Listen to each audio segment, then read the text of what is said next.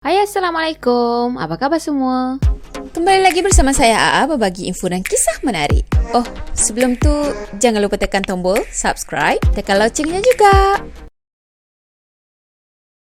Okay, video kes kita pada kali ni, saya nak ceritakan satu kisah yang viral hari tu. Hari tu pun macam dah lama dah. Dan mungkin ada antara korang ni yang tahulah kisah ni. But it's okay. Saya nak ceritakan juga, ialah sebab kisah ni menarik tau. Untuk jadikan pengajaran kita bersama. Jadi, kisah ni berlaku di Korea Selatan, yang mana ada seorang lelaki bernama Lee Ki-young, berumur 31 tahun pada masa kejadian tu. Dan kisah dia ni, ataupun kehidupan dia tu, disamakan dengan movie Parasite. Saya pun belum tengok lagi tau movie Parasite ni. Dan saya cuba cari dekat Netflix, yang saya jumpanya movie yang Jepun je, Parasite in Love tajuk dia. Tapi saya tak tengok lagi lah. Tapi kalau nak sebut pasal Parasite je, ya kita boleh agak lah kan perangainya macam mana, suka ambil kesempatan. Dan ialah jenis orang yang habis madu sepah dibuang. Lagu. Lepas tu bagai kacang lupakan kulit. Habislah habis. Semua madah kita bagi. Tapi nasib baik jugalah dia ditangkap awal-awal. Ya boleh kata awal-awal lah, sebab dia berkemungkinan akan buat lagi kejahatan ni tau. Sebab bukti CCTV pun banyak tau. Dan katanya si Lee ni berpotensi untuk jadi pembunuh bersiri. So, kes ni jadi sangat popular pada masa tu sebab lepas pihak polis buat siasatan lanjut, mereka dapat tahu banyak lagi berita-berita yang mengejutkan. Rupa-rupanya sejarah dating dia cukup panjang tau. Dan dia suka bersosial, bergaul, ramai kawan. So, bila fikir-fikir balik, tak mustahil orang jahat macam dia ni sebenarnya ada je dekat sekeliling kita kan. Jadi berhati-hatilah ya. So dah sedia? Jom kita mula. Okey, kisah ni bermula pada hari Christmas tahun 2022. Baru lagi kan? Ya kan tahun lepas, hujung tahun lepas. So pada masa tu, teman wanita Lee Ki-young pergi ke rumah dia nak pindah masuk ke dalam rumah dia. Sebab kononnya macam diorang nak stay sama-sama lah, tinggal sama-sama lah macam tu kan. Dah tu katanya berdasarkan apa yang direport, teman wanita Lee ni pergi ke apartmen dia pada hari tu untuk bagi kucing dia makan. So katanya si Lee ni dia ada pelihara beberapa ekor kucing dengan seekor anjing. Jadi teman wanita Lee dekat sini namanya Tara. Tak pasti sama ada Tara ni nama asli dia ataupun nama gelaran, tapi biasanya kalau kat Korea ni hal-hal yang melibatkan jenayah semua kan, mereka akan sorokkan identiti yang terlibat tau. Ya kecuali si pelaku lah macam tu. Jadi kemungkinan Tara ni adalah nama gelarannya. So pada masa tu, Tara plan untuk pindah masuk ke rumah boyfriend dia yang terletak di Pagul. Boleh kata tempat yang mewah jugalah. Padahal, time tu diorang baru kenal dalam 3 bulan tau. Katanya bagi orang Korea, baru je kenal 3 bulan tapi dah pindah masuk duduk serumah macam tu. Ya, itu agak terlalu cepat tau. Cuma mungkin tengok daripada air muka lelaki ni, tak ada siapa pun yang sangka dia adalah pembunuh dan berpotensi untuk jadi pembunuh bersiri. Tengoklah muka dia ni, ada iras-iras artis K-pop kan. Dan lepas kes ni dah viral, dia digelar sebagai K-pop killer.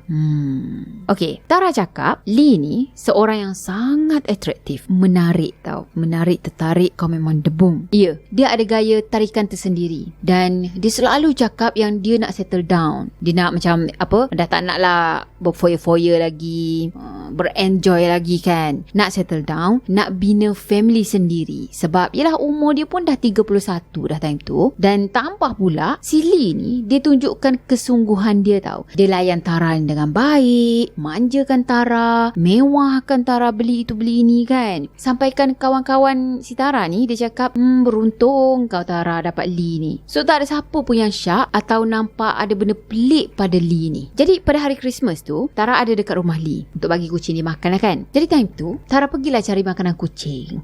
Dia buka kabinet dapur, satu-satu dia buka kan, tapi tak jumpa juga. Lepas tu dia fikir, manalah si Lee ni letak makanan kucing tu kan. Masa tengah-tengah duk cari tu, dia adalah ternampak ada satu pintu ni yang diikat dengan tali tau. Jadi dekat bahagian laluan nak menuju ke ruang tamu tu ada satu pintu.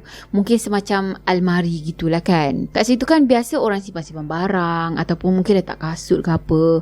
So Tara fikir, mungkin si Lee ni simpan dekat dalam bilik tu tak. Masa tu dia pelik juga tau, kenapa pintu bilik ni terikat ataupun pintu almari tadi terikat kan. Dia seolah-olah macam tak nak ada orang buka. Tapi dia ignore benda tu. Dia terus potong tali tu dan buka bilik tadi. Bila dah buka, dia terkejut sangat. Dia kaku kejap sebab dia nampak ada satu mayat lelaki yang dah separuh mereput dah dekat dalam almari tu. Bau dia tak payah cakap lah. Tempat dia letak barang-barang dia lah, beg dia semua kan. Dia ambil phone dan dia terus laporkan hal ni pada pihak polis. Benda pertama yang terkeluar daripada mulut dia, saya nak laporkan ada mayat kat dalam almari di rumah teman lelaki saya. Jadi polis tak tunggu lama, terus pergi ke rumah Lee Ki-yong ni. Pada masa tu, pihak polis dapat kenal pasti identiti mayat yang mana mereka bagi nama gelaran sebagai Mr. T. Rupa-rupanya, Mr. T ni adalah seorang pemandu teksi. Dan beberapa jam lepas, baru je pada pagi Christmas tu, anak lelaki Mr. T ni pergi ke balai polis untuk laporkan yang Mr. T hilang. Tapi pada masa tu pihak polis tak ambil kes tu sebagai orang hilang lah. Sebab katanya Mr. T elok je dia bermesej dengan ahli family dia. Ya walaupun dia tak balik rumah dah 5 hari dah, tapi dia selalu mesej dengan family dia tau. So pihak polis tak ambil serius lah kata Mr. T ni hilang. Padahal anak lelaki dia dah bagi tahu dah yang mesej-mesej tu semua macam bukan ayah dia tau. Macam orang lain je yang hantar. Ya kan biasanya kita akan tahu. Kalau dah selalu bermesej dengan orang tu, kita tahu orang tu ke tak yang mesej kan.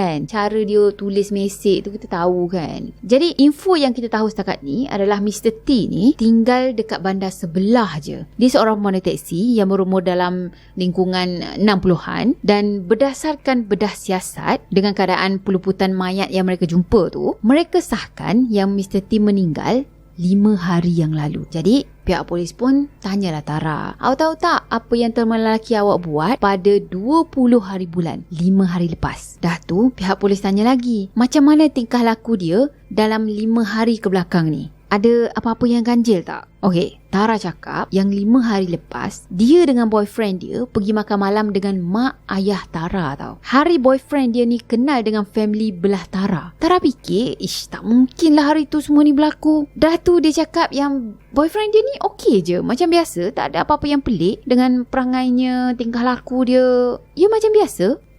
Masa tu, pasukan penyiasat ni mula pelik dah. Kalau dia okey je, kalau si Lee ni okey je, tak berperangai pelik langsung lepas bunuh orang, maksudnya ada sesuatu yang tak kena dengan lelaki ni. Mungkin ini bukan pembunuhan pertama dia. So, pihak polis terus cari keberadaan Lee Ki-yong pada masa tu dan dia ditangkap. Masa kena tangkap tu, Lee dia sangat-sangat tenang tau. Macam orang yang tak pernah buat kesalahan langsung. Tapi bila pihak polis tanya, kau bunuh pemandu teksi kan? Dia cakap, pemandu teksi? Ya, aku bunuh dia. Tapi aku tak ada niat pun nak bunuh dia. Aku tak sengaja terbunuh dia. So Lee tadi, dia ceritakan apa yang berlaku pada malam 20 hari bulan tu. Dan cerita dia tu dibuktikan oleh CCTV. Memang betul lah apa yang dia cerita tu. Cuma separuh je yang betul, separuh lagi membongak je lebih. Tapi kita dengar dulu apa yang Lee ceritakan. Lee cakap pada malam kejadian tu, dia makan malam dengan mak dan juga ayah Tara. Diorang pergi minum-minum. Dalam CCTV pun nampak tau yang si Lee ni banyak minum pada malam tu. Dia minum soju kan. Mungkin dia nak tunjuk lah dekat bakal mak mertua dia, bapak mertua dia, kata apa, nak tinggalkan good impression. Mungkin budaya orang sana macam tu kot. So lepas minum-minum tadi, pada masa tu boleh kata dia agak mabuk jugalah. Tapi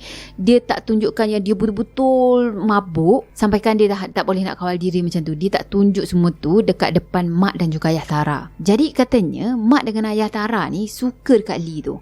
Dia macam apa, orang kata approve lah hubungan dia orang berdua ni. Okey, dalam pukul 11 malam, mereka bersurai dah. Lee say bye-bye dengan family Tara. Dan daripada CCTV pun kita boleh nampak yang dia pergi ke arah kereta dia nak balik ke rumah. Biasanya kat sana, dia orang boleh panggil orang untuk pandu kereta dia tau. Ya kalau mabuk teruk sangat, kalau minum sikit pun, tapi tahapnya macam, yelah kalau untuk orang yang mabuk teruk ataupun dia minum tapi ambil masa sikit untuk mabuk, macam gitulah lebih kurang kan. Dan dia minum lah. Sepatutnya kalau minum je memang tak boleh nak mandu. Dan diorang ni ada servis tau, servis kat sana untuk hantar orang-orang mabuk ni. So diorang akan panggil pemandu ni untuk hantar dia dan juga kereta dia dekat rumah dia macam tu. Tapi dia tak nak buat macam tu tau. Dia nak mandu sendiri juga. So mandulah dia dalam keadaan mabuk tu kan. Padahal sebenarnya dia dah 2 kali dah kena tangkap tau, sebab memandu secara mabuk. Pada saat dia memandu tu pun, lesen dia dah kena gantung dah. So katanya sekali je lagi dia buat hal, dia akan kena tangkap. Dan mungkin akan kena hukuman yang berat lah. Mungkin penjara macam tu kan. Okay, orang mabuk ni, kita sendiri boleh agak kan macam mana cara memandunya.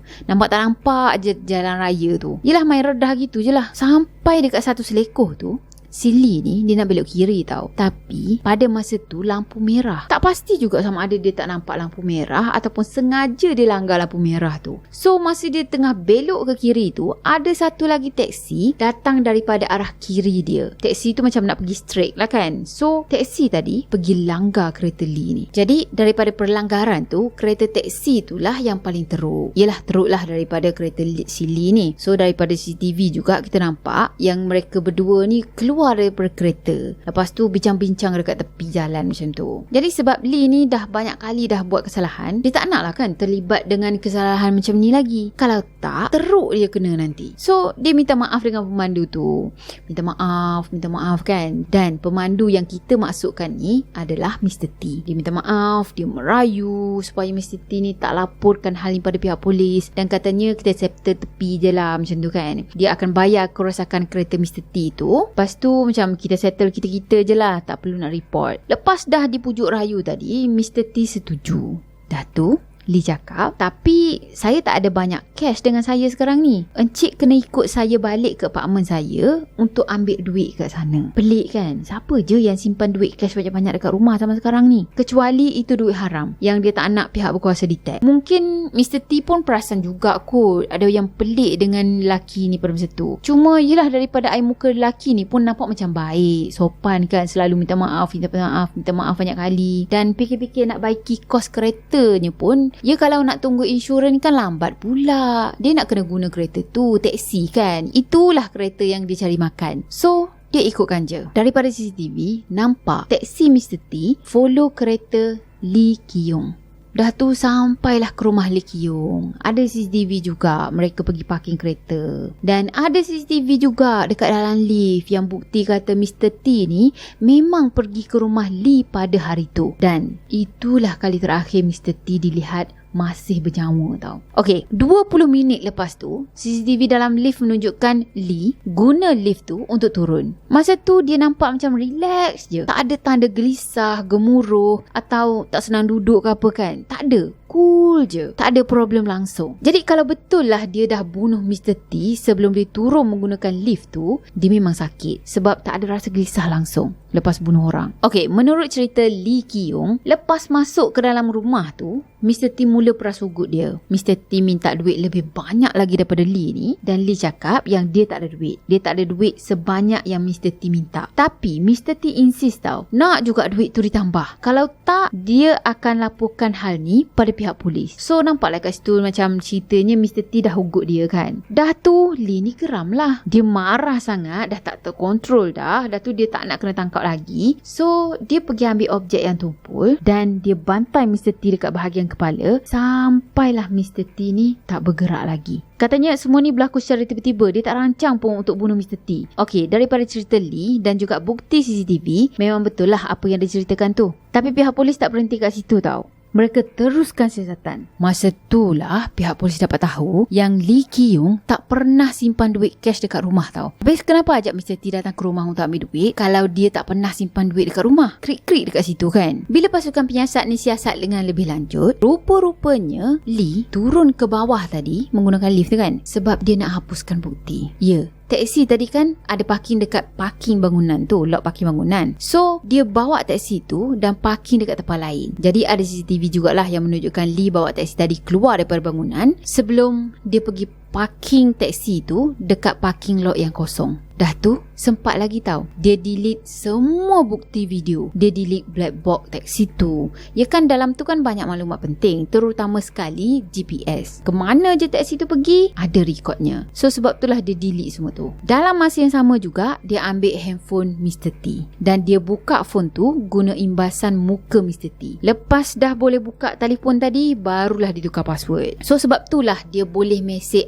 ahli keluarga Mr. T. Dah tu anak Mr. T selalu mesej tanya khabar Mr. T tau. Tanya kenapa tak balik, kat mana ayah sekarang. Tapi Lee, dia balas macam acuh tak acuh macam tu lah. Ngelak lah jawab soalan kan. So daripada gayanya tu, anak Mr. T tahu yang itu bukan ayah dia. Ayah dia tak akan balas mesej-mesej macam itu. Sebab tu lah, lepas 5 hari ayah dia tak balik, anak Mr. T ni pergi lapor kepada pihak polis yang Mr. T hilang. Jadi Lee Ki-yong, dia ambil phone tadi bukan semata-mata untuk bermesej dengan family Mr. T je tau. Tapi dia juga pergi buat loan atas nama Mr. T. Dia buat pinjaman peribadi. Katanya kat Korea sana nak buat pinjaman ni boleh guna phone je. Ya, sebab semua info, IC, bank info, semua ada dekat telefon kan, dalam phone dia. So senanglah dia orang nak buat loan, gosok-gosok phone macam tu je, dah settle.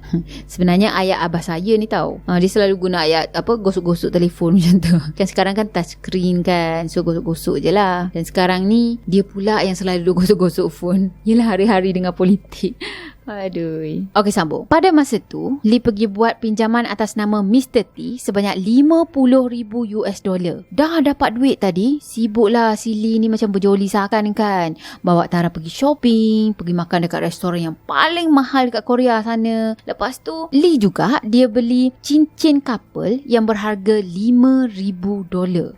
So setakat ni je pihak polis percaya budak ni macam pernah buat je kerja-kerja macam ini. Sebab daripada tingkah lakunya tu pun macam dah biasa sangat dah. Bawa mangsa dekat tempat sunyi, lepas tu bunuh, lepas tu hapuskan bukti, dan last kali ambil harta ataupun duit mangsa. Parasite lah kan. Okay, jiran-jiran yang kenal Lee ni pula, katanya diorang macam tak sangka tau si Lee ni boleh jadi seorang pembunuh bersiri. Sebab mereka gambarkan Lee ni sebagai seorang yang baik, beramah, hormat orang tua. Kalau jumpa je mesti tegur, lepas tu tunduk kan, annyeonghaseyo gitu kan, lepas tu tunduk. Tunduknya pula kata, yelah macam nampaklah hormat sangat dengan orang tua, bukan setakat mengangguk kepala je lah. Dah tu mereka selalu dengar Lee dan juga Miss J panggil gelaran sayang-sayang dekat pasangan masing-masing. Maksudnya, I sayang you, you sayang I, macam tu kan. Mesra je lah. Jeng, jeng, jeng. Siapa pula Miss J ni kan? Sebab yang tadi girlfriend dia tu namanya Tara. Habis siapa Miss J ni? Masa itulah pihak polis tahu, rupa-rupanya rumah tu bukan milik Lee, tapi milik Miss J. Okey, lepas tu jirannya Lee ni pun ada bagi tahu juga pihak polis. Katanya, yelah baik-baik Lee, walaupun nampak macam Lee ni hormat orang tua semua kan, tapi dia pun ada juga bad habitnya. Bad habit si Lee ni adalah dia seorang perokok yang tega. Dia selalu sangat merokok dekat balkoni tau. Dah tu, habis jiran-jiran yang kat sebelah ni akan bau asap rokok dia. Itu macam dah terbiasa sangat dah. Tapi makin dekat ke sini, maksudnya makin dekat dengan hari Christmas tu, jiran-jiran si Lee ni ada tercium bau bunga ros yang datang daripada rumah Lee. Baunya tu pula kuat sangat. So, jiran-jirannya fikir, mungkin sebab nak sambut Christmas tak? So, macam, yelah si Lee ni tak nak lah dalam rumah dia bau asap rokok kuat sangat kan. Sebab itulah beli perfume bunga ros, lepas tu baunya sangat-sangat kuat tu. Tapi sebenarnya mereka tak tahu yang kata si Lee ni nak sorokkan bau mayat Mr. T pada masa tu. So, pihak polis tadi pun pergi soal siasat Lee Ki-yong sekali lagi. Diorang tanya, rumah apartmen yang kau tinggal tu bukan milik kau kan? Tapi milik seorang wanita. Betul? Dah tu si Lee jawab apa tau? Oh, itu. Encik nak tanya pasal Miss J ke? Ya, Miss J tu ex-girlfriend saya. Dulu kami tinggal sama-sama dekat rumah tu. Dah tu polis tanya lagi, habis tu kat mana dia sekarang? Dia dah hilang kan? Kau tahu tak dia ada kat mana? Dan si Lee jawab apa tau? Ya, aku dah bunuh dia dah. Lee, dia jawab dia dah bunuh Miss J dengan tak ada perasaan langsung tau. Seolah-olah dia tak ada buat salah. So, kejahatan yang dia buat tu semua tak salah macam tu tau. Rupa-rupanya, rumah yang Lee Ki-yong tinggal tu memang bukan rumah dia tau. Bukan rumah yang dia sewa juga. Sebab rumah tu disign kontrak oleh seorang wanita yang bernama Miss J, yang mana Miss J berumur 50 tahun pada masa tu. So macam yang kita tahulah, Miss J ni pun macam nama gelarannya juga. Jadi pihak polis mengesahkan yang dah berbulan-bulan Miss J ni hilang tau. Cuma yang jadi persoalannya dekat sini, Miss J selalu sangat post dekat media sosial dia. Katanya dia post dekat KakaoTalk, tapi dia tak nak berhubung secara langsung dengan kawan-kawan dia ataupun dengan family dia. So kalau ada kawan-kawan ataupun family yang call dia, nak video call dia ataupun nak berjumpa, ajak makan, ajak minum semua kan, dia tak nak. So masa tu diorang semua risaulah kan. Yelah, apa dah jadi dengan Miss J? Tiba-tiba je macam nak larikan diri, macam nak menyediri macam tu kan. Dah tu Lee cerita lagi. Pada bulan Ogos 2022, dia memang bercinta dengan Miss J. Lebih kurang dalam 3 ke 4 bulan macam tu. Masa tu lah dia tak tersengaja pergi bunuh Miss J ni. So pembunuhan yang ini pun katanya tak sengaja juga. Bukannya dirancang. Ya, tapi terbunuh. Biasalah macam yang kita tahu kan, kalau sengaja bunuh ataupun dirancang ni, hukuman dia lagi berat compare dengan tak sengaja. Mayat Miss J ni dia masukkan dalam beg dan dia campakkan mayat tu ke dalam sungai di Paju. Katanya Paju ni adalah dekat dengan sempadan Korea Utara tau. So, lepas dapat keterangan daripada Lee tadi, pihak polis terus kerahkan anggota diorang untuk cari mayat Miss J. Tapi itulah, bulan 12 kan, musim sejuk dan memang susahlah sangat diorang nak buat pencarian tu semua. Tambah pula, tempat tu kan macam sempadan Korea Utara dengan Korea Selatan kan. Katanya kat area situlah juga ada banyak sangat periuk api yang aktif. Jadi, semua faktor-faktor tu macam menyukarkan lagi pencarian mayat Miss J ni. Jadi, agak slow jugalah pencarian masa tu. Dan dalam masa yang sama, Korea Selatan dah heboh dengan berita pembunuh bersiri ni tau. Tapi gambar Lee Ki-young tak didedahkan pada publik. So netizen ni macam bengang lah kan masa tu. Ya kan dah tahu ada pembunuh bersiri, tapi gambarnya tak didedahkan. So macam mana netizen ni nak tahu, kata kemungkinan lah kan, kata rupa-rupanya kawan aku ni pembunuh bersiri kan. So netizen marah, viral masa tu. Dan memang sebenarnya start tahun 2019 ada undang-undang baru Korea dah buat, yang mana pihak polis ni kena minta izin daripada penjenayah ataupun pembunuh bersiri untuk dedahkan identiti diri dia. Kalau dia tak izinkan, tak boleh nak dedahkan. Kalau izinkan, baru boleh dedahkan. Dan biasanya mereka sendiri akan pilih tau nak dedahkan gambar yang mana. So macam itulah kalau pembunuh bersiri. Lepas tu dia sendiri yang pilih kan nak dedahkan gambar yang mana, yang seksi ke, yang hot ke, yang cute ke. Biasanya diorang ni akan pilih gambar-gambar yang cute tau. Jadi pada masa tu Lee Ki-young tak nak dedahkan identiti diri dia. Sebab dia cakap apa? Dia cakap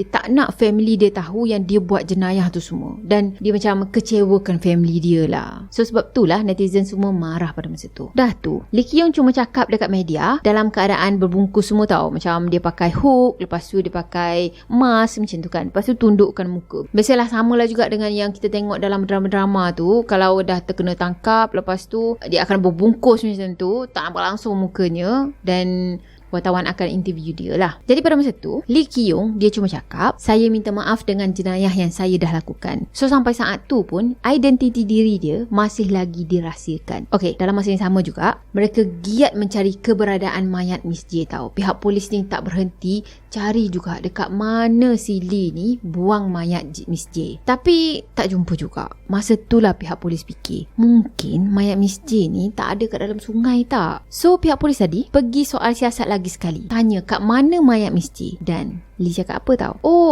Bila fikir-fikir balik, mungkin aku tak buang ke sungai kot. Rasanya aku tanam dekat tebing sungai. Pula dah. Nampak kan dia macam dia main-main dekat situ? Katanya masa duk bercerita tu pun si Lee ni bukan main megah lagi tau. Ya kan dia boleh ngarah polis tu buat itu, polis ni buat ini macam tu kan. Seolah-olah dia lah yang kontrol polis masa tu. Sebenarnya kita pernah dengar kan penjenayah yang berperangai macam ni kan. Yalah sebab dia ada jawapan kepada semua persoalan yang pihak polis ada pada masa tu. Okey, lepas dapat keterangan daripada Lee tadi yang katanya dia pergi tanam dekat tebing sungai kan.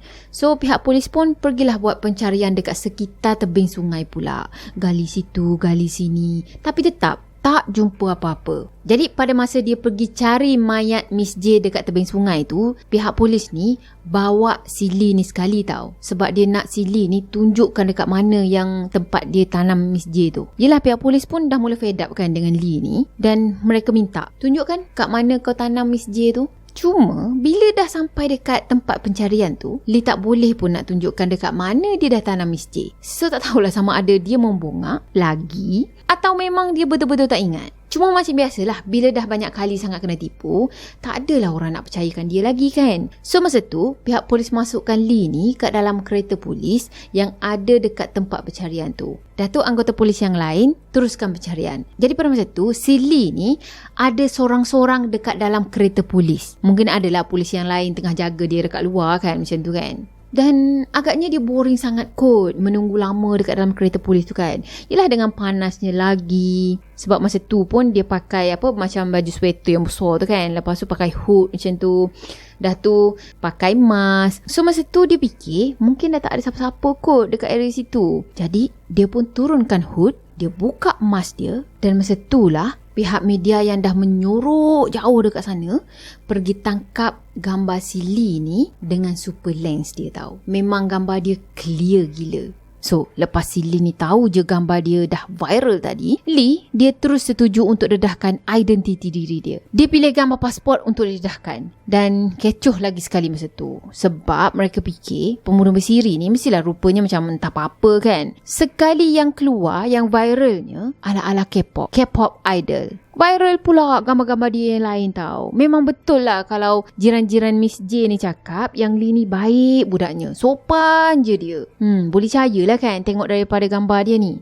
Itulah. Luarannya elok pun kena tengok dalamannya juga kan. Okey, lepas gambarnya dah viral tadi, persatuan netizen, kita kan ada persatuan netizen. Terus diorang buat kerja tau. Sama-sama menyiasat dengan pihak polis ni. So, dalam masa yang sama, pihak polis mula jejak pergerakan Lee selepas dia bunuh Mr. T. Jadi ada satu CCTV ni tau yang menunjukkan si Lee, dia pergi makan malam dengan sekumpulan lelaki dekat satu restoran macam tu lah. Dan pihak polis fikir mungkin itu semua kawan-kawan dia, kawan-kawan si Lee ni. Cuma pelik jugalah, setahu mereka si Lee ni jenis yang loner tau. Jenis orang yang tak ada kawan, selalu menyendiri. So, kalau dia pergi makan malam dengan member-member dia, mesti member-member tu semua macam sangat-sangat rapat dengan dia kan. Jadi itulah yang pihak polis fikir pada masa tu. Jadi, bila dah diteliti CCTV tadi, ada benda yang aneh berlaku tau. Katanya awal-awal video CCTV tu, nampak yang Lee dan juga 6 orang kawan dia masuk ke dalam restoran tu. Dah tu mereka ambil tempat, duduk, order makan. Nampak dia orang macam borak-borak. Dah tu makanan sampai, dia orang makan-makan, sambil-sambil borak, sambil-sambil minum. Semuanya nampak macam normal je lah. Sampailah satu masa tu, Lee bangun. Dan dia pergi ke toilet. Pada masa tu, kawan-kawan dia yang lain bangun dari tempat tu dan belah dari situ. Ya, kawan-kawan dia yang berenam tadi tinggalkan Lee sorang-sorang dekat restoran tu. Katanya makanan pun tak habis lagi tau. So, kalau orang yang tak tahu cerita sebenar, nampak macam si Lee ni kena bully kan. Jadi masa tu, bila Lee datang balik, tengok-tengok semua orang dah tak ada dah. Lee tadi pun pergi ke kaunter, bayar makanan tu semua dan nampak dia pergi duduk balik dekat meja makan dia. Dia pergi makan makanan dia balik. Makan sikit-sikit lah makanan dia. Lepas tu baru dia keluar daripada restoran tu. Okey, masa dah keluar restoran tu, sebenarnya sekumpulan kawan-kawan dia tadi tak balik lagi tau. Mereka macam ada je lah dekat area situ. So, Lee ni yang ternampak kawan-kawan dia tadi, dia pergi tegur salah seorang kawan mereka. Masa tu sebenarnya dia orang berdua ni bergaduh. Lee macam tunjuk-tunjuk dekat atas muka lelaki ni, nampaklah kan macam bergaduh kan. Dan nampak macam Lee tengah marah-marah dekat lelaki tu. Dan lelaki tadi macam tolak si Lee jatuh ke tanah. Dan masa itulah dia orang berenam beredar daripada tempat tu. Jadi masa diorang ni beredar daripada tempat tu, sempat lagi tahu si Lee ni nampak macam marah-marah daripada gayanya lah, gaya badannya kan. Lepas tu tangannya pun macam naik-naik macam tu. Jadi lepas dah tonton CCTV ni, mestilah pihak polis nak tahu lebih lanjut lagi kan. Apa yang dah jadi ni? Kenapa diorang macam bergaduh? Apa yang diorang gaduhkan kan? Entah-entah si Lee ni dah buat pengakuan yang kata dia dah bunuh orang. So pihak polis mula jejak lelaki-lelaki yang ada dekat dalam CCTV tadi. Kononnya macam kawan Lee itulah kan. Jadi bila dah dapat dikenal pasti tadi, pihak polis mula dapatkan keterangan daripada lelaki-lelaki tersebut. So pihak polis pun tanyalah kan tentang kejadian tu. Diorang cakap, dia bukan kawan kami. Kami tak kenal pun siapa dia. Ceritanya kami tengah minum-minum kat restoran yang berdekatan lah. Dan tiba-tiba je dia datang tegur kami. Tanya nak makan Korean BBQ tak? Dia nak belanja. So diorang ni berenam tadi ikutlah Lee tu pergi ke restoran BBQ. Sebab yelah ada orang nak belanja kan. Dah sampai dekat restoran BBQ tadi, si Lee dia sibuk dia cakap yang dia sangat kaya. Dia ada banyak duit. Banyak gila duit dia, tak tahu nak buat apa. Dah tu dia duk tayang-tayang lah. Semuanya dia cerita pasal dia. Kata dia ni orang kaya, anak orang kaya macam tu kan. Jadi umur sekumpulan lelaki tadi sebenarnya dalam lingkungan 20-an tau. Dan Lee pula umurnya dalam 30-an. Dah tu mereka cakap yang Lee ni pelik tau. Masa tengah makan malam tu, minum-minum soju semua kan, Lee duk bercakap besar. Yelah duk bercerita kata keluarga dia kaya, banyak duit kan, sampai tak tahu nak buat apa. Semuanya tentang diri dia. Dah tu salah seorang daripada 6 sekawan ni bagi tahu, kami tinggalkan dia belah daripada restoran tu pun. Dia tanya, sejauh mana kami boleh buat untuk duit? Dan bila kami tukar topik, cerita benda lain pula, alik-alik benda yang sama juga si Lee ni tanya. Awalnya tu, kita orang fikir dia main-main je. Tapi cara dia tanya tu macam betul-betul pula. Macam insist sangat nakkan jawapan daripada kami. Yalah, tanya dengan serius lah kan. Sejauh mana kau boleh buat untuk dapatkan duit? Kau sanggup tak membunuh untuk dapat duit? Jadi sebab dia orang berenam ni rasa macam, lelaki ni creepy lah. Sebab itulah dia belah daripada situ. Tinggalkan Lee seorang-seorang dekat restoran tu. Cuma dia orang berenam ni masih lagi berlega dekat area situ lah. Dekat restoran situ juga. Tak pergi jauh pun. Duk cerita-cerita lah betapa peliknya lelaki tu kan. Lelaki yang baru dia kenal tu. Dan tiba-tiba je Lee datang ke arah salah seorang daripada mereka. Masa tu lelaki tadi cakap dia tengok Lee dah macam orang lain dah. Bukan lelaki yang dia kenal beberapa minit yang lalu. Sebab Lee marah-marah. Dia bertindak agresif. Dan Lee pada masa tu memang dah tak boleh nak bawa bincang langsung dah. So sebab itulah dia tolak Lee. Lepas tu larikan diri daripada situ. Dah, lepas pegawai penyiasat dengar keterangan daripada individu ni, dia pun tanya lagi kan, habis masa yang Lee ni jerit-jerit ke arah kamu semua, dia cakap apa masa tu? Oh, itu. Dia cakap, aku akan bunuh kau. Aku akan bunuh kau. So setakat ni je, pihak polis masih lagi tak ada info tentang Miss J tau. Tapi mereka dapat tahu yang Lee dah buat pinjaman atas nama Miss J sebanyak $15,000 lepas Miss J meninggal. Sama lah macam Mr. T tadi kan. Lepas meninggal je, dia buat loan atas nama Mr. T sebanyak $50,000. Jadi tak heranlah kalau dia tu orang kaya, ataupun yelah duk canang kata dia daripada keluarga yang kaya. Padahal tak pun. Sebenarnya keluarga dia orang biasa-biasa je. Okey, pihak polis percaya yang Lee ni tak bunuh Miss J sebab $15,000 tadi je yang dia buat pinjaman tu kan. Tapi masa dia bercinta dengan Miss J, dia pujuk Miss J untuk buat loan dan bagi dia pinjam sebanyak $200,000. Sebab katanya ada surat perjanjian yang bertulis yang mengatakan si Lee ni akan bayar balik duit tu. So makin ke sini, Miss J tanya, bila nak bayar duit? Yelah dengan si Lee ni tak kerja, duduk rumah je kan. Kerjanya berjoli, lepas tu lepak-lepak, tak ada buat kerja langsung. Jadi bila boleh bayar hutang? Tambah pula, sepanjang bercinta dengan Miss J ni, Miss J lah yang banyak menghabiskan duit dengan beli barang-barang mewah, lepas tu sediakan tempat tinggal, makan minum semua pun Miss J yang tanggung. Jadi pada masa tu, pihak polis berpendapat ada kemungkinan Miss J ni ugut Lee untuk laporkan hal ni. Itulah yang Lee bertindak kejam dan habiskan Miss J. Jadi bila pihak polis tanya, ada lagi ke mangsa yang lain kan selain daripada Miss J dan juga Miss T? Lee cakap dah tak ada dah. Tapi sebab sebelum-sebelum ni pun dia dah banyak menipu kan. So tak adalah pihak polis ni nak percaya macam gitu je. Masa tu pihak polis siasat dengan siapa lagi si Lee ni pernah berhubungan. Rupa-rupanya sebelum-sebelum ni Lee pernah berkahwin. Bukan sekali tau, tapi 2 kali. Ya, dia pernah berkahwin 2 kali, tapi kedua-dua perkahwinan dia tu gagal. So pada masa tu dia duda lah kalau nak ikutkan. Dah tu si Lee ni cakap yang dia ada anak tau. Dia pergi bergambar dengan kanak-kanak macam tu lah. Lepas tu dia claim yang itu anak dia. Bila disiasat, rupa-rupanya dia tak ada anak pun. Mental kan. Sebenarnya katanya itu anak kawan-kawan dia ke macam mana. Tapi dia claim itu anak dia. Jadi katanya untuk biaya perkahwinan dekat Korea sana boleh tahan mahal tau. Dan semuanya akan dibiaya oleh pihak lelaki. Tak pastilah betul ataupun tak. Tapi pihak lelaki lah yang perlu prepare untuk buat perkahwinan tu. Jadi mana dia dapat duit untuk biaya 2 perkahwinan? Dah lah pekerjaannya pun ialah tanam manggu je kan. Menganggur je, duduk je. So kemungkinan lah kata ada lagi mangsa-mangsa yang lain. Possible lah kan. Dah tu pihak polis dapat info. Dalam tahun 2022 je, Lee dah berchatting dengan 380 orang dekat media sosial. Ramai gila kan. Nampaklah macam dia ni tengah cari mangsa baru ataupun tak tahulah habit dia ke macam mana. So boleh kata sehari tu dia akan bermesej dengan seorang mangsa. Mesej-mesej dia pula semuanya tentang dia tau. Dia orang kaya, dia banyak duit, dia itu, dia ini.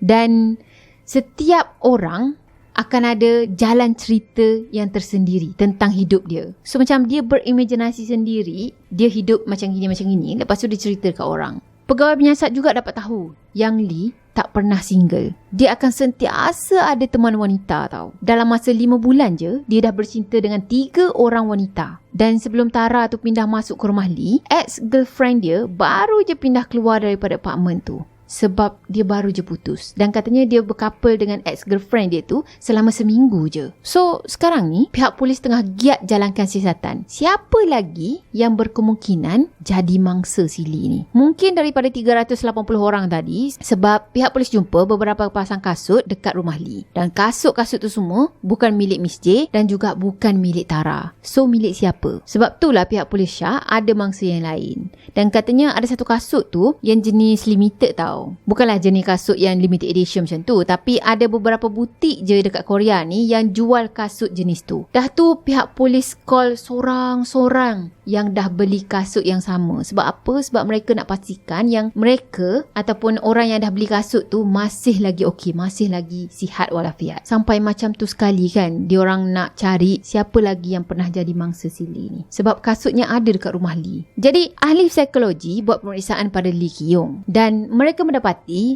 Lee ada kecenderungan mengidap replay syndrome. Replay syndrome ni adalah gangguan kepribadian antisosial yang menafikan realiti dan percayakan fiction. Ataupun dunia khayalan tu adalah dunia dia yang sebenar. Dia yang berimajinasi cara dia hidup macam gini dan dia fikir imajinasi dia tadi adalah dunia dia yang sebenar. Ada juga orang macam tu kan? Okey, biasanya pesakit replay syndrome ni akan mengulangi perbuatan dan kata-kata yang salah. Ataupun benda yang dia percaya itu adalah betul dan itu adalah realiti. Macam yang dia duk claim dia anak orang kaya, dia banyak duit, dia orang kaya, macam itulah. So basically, dia akan bercakap tipu dan dia percaya apa yang ditipunya tu adalah benar dan juga nyata. Jadi katanya orang yang mengidap penyakit replay syndrome ni biasanya akan mengulangi perbuatan dia. Mereka akan terus-terusan menipu orang. Mereka tak takut dengan undang-undang. Cakapnya biasalah meninggi diri. Dan paling penting, cenderung untuk melakukan jenayah. So katanya, pasukan penyiasat ada bagi tahu yang mereka akan buat ujian psikopat pula untuk si Lee ni. Tengok ada ke tak. The end. Sebenarnya kes ni masih baru. Tahun 2022 hari tu kan. Hujung tahun. Jadi masih belum jatuh hukum lagi lah. Dan pihak polis pun tengah giat lagi mencari info-info tambahan yang lain. Cari mangsa-mangsa yang lain. Harap-haraplah kesudahan yang elok je untuk kes ni, okay? So sekali fikir, manusia ni memang akan selalu berimajinasi kan.